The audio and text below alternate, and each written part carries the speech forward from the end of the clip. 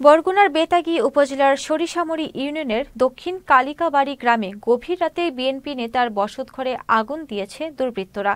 এতে 7 থেকে 8 লক্ষ টাকার ক্ষয়ক্ষতি হয়েছে বলে দাবি এই বিএনপি নেতার। বৃহস্পতিবার গভীর রাতে ঘটনা ঘটে। ভুক্তভোগী পরিবার জানায়, ওয়ার্ড বিএনপির সাবেক সভাপতি মোহাম্মদ নুরুল ইসলাম আকনের ছেলে সিদ্দিকুর রহমান আকনের বসতবাড়িতে একই এলাকার মৃত ইউসুফ আলীর ছেলে সোহরাব শিকদার ও তার সহযোগীরা আগুন লাগিয়ে দেয়।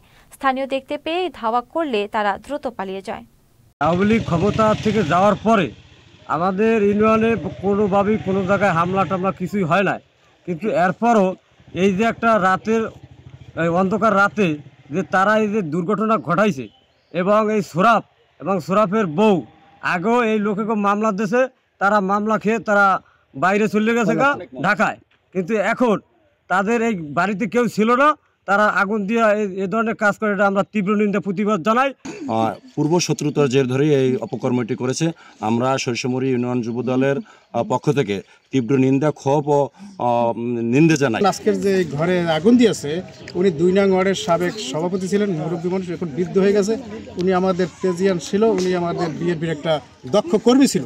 কিন্তু আজকের এই দুঃখের বিষয় দেখেছি যে আজকে তার ঘরটা পুড়েছিল, তার বাপ দাদার আমলের একটি ঘর, এই যে লোয়া কার্ড সার্টিফিকেট একটি ঘর। আমরা খুব দুঃখ জানাই আর প্রতিবাদের নিন্দা জানাই।